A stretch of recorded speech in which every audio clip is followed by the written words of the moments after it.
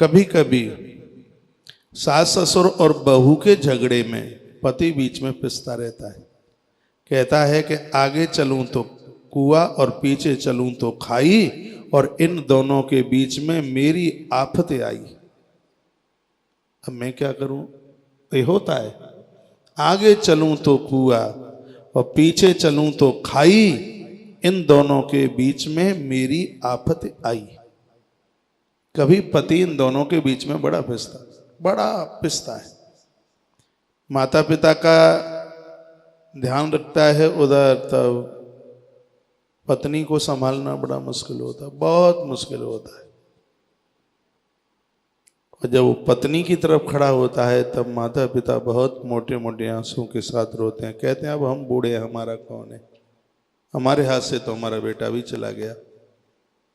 इसलिए मैं वृद्ध माता पिता और अपनी बहनों को बहुत आग्रह निवेदन के साथ आपको प्रणाम करके कहना चाहूँगा, आप दोनों जन घर में ऐसे रहें, जो घर का पायलट है, जो घर का ड्राइवर है, वो टेंशन में ना हो। क्योंकि ड्राइवर टेंशन में होता है तो गाड़ी कहीं न कहीं ठुक जाती है।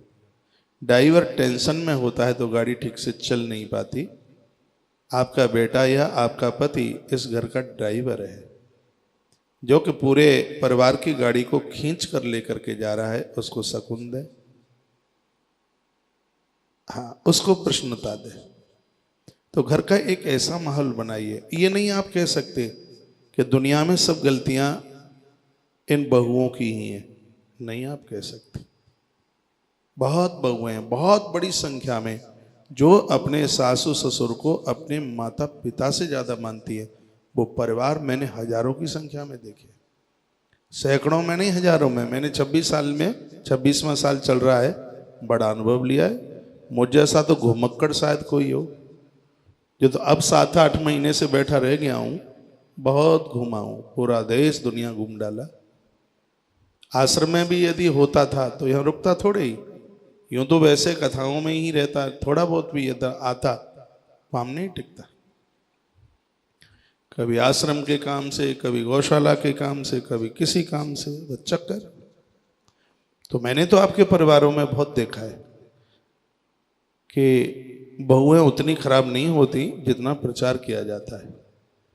एक बात और निवेदन करना चाहूँगा, सासू ससुर यदि बहुओं के लिए गलीचे भी बिछाए तो बेचारों का नाम ही इतना बदनाम है, उनके लिए प्रशंसा के दो शब्द ही नहीं मिलते।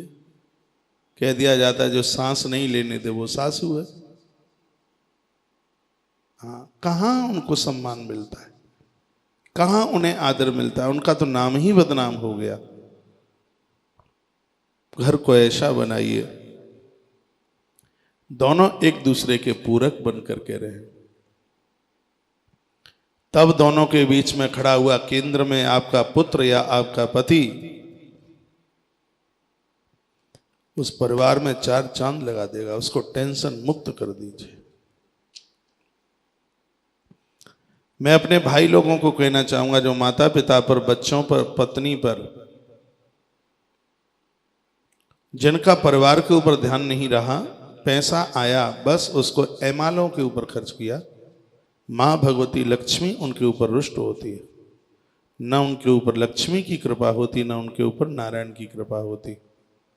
इसलिए संपदा का कभी दुरुपयोग मत कीजिए, जरूरतों को पूरा कीजिए।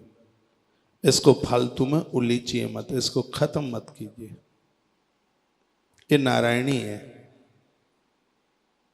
ये है नारायण की संपदा है। ये इसका महत्व समझिए। इसको एमालों पर, भोगों पर, व्यसनों के ऊपर कभी खर्च मत कीजिए। मैं अपनी बहनों को कहना चाहूँगा, आप ज़रूरत से ज़्यादा इनसे पैसा मांगे भी नहीं, ये तनाव मुक्त इन्हें रखिए। अब इनकी सैलरी है 10,000 रुपया और तुम खर्चे में कर देती हैं 15,000 रुपया, तो वह भी बड़ी दिक्कत की बात है। आप परिवार चलाती हैं, आपको पता है, लेकिन ये आपके ही हाथ की कुशलता है। कि कम में भी आप परिवार को इतना आराम से लेके जा सकती हैं। हमने इन हलवाइयों को देखा है, जब दाल सब्जी कभी वैसे तो कम पड़ती नहीं, लेकिन जब कम पड़ती है तो उसको ये कैसे बढ़ा देते हैं, बड़ी योग्यता है। जब घर में किसी चीज का अभाव होता है तो भी आप उस परिवार को कैसे चला देती हैं, ये योग्यता आपके पास है, ये किसी और के पास नहीं है। आप बार बार पंच करें, ये नहीं है, ये नहीं है, ये नहीं है, ये नहीं है। और मैं मर्दों को भी कहना चाहूँगा, तुम पैसा परिवार चलाने के लिए कमाते हैं,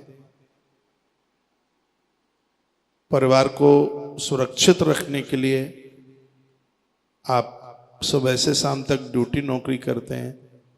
पैसा गलत काम के लिए आप मेहनत नहीं करते। ध्यान रहे पुरुष लोगों को इसलिए, इस बात के लिए, क्योंकि आपके अर्थ का बड़ा भाई धर्म है। अर्थ धर्म के नीचे होना चाहिए। जब अर्थ धर्म के नीचे होगा तब संपत्ति का कभी भी दुरुपयोग नहीं हो सकता।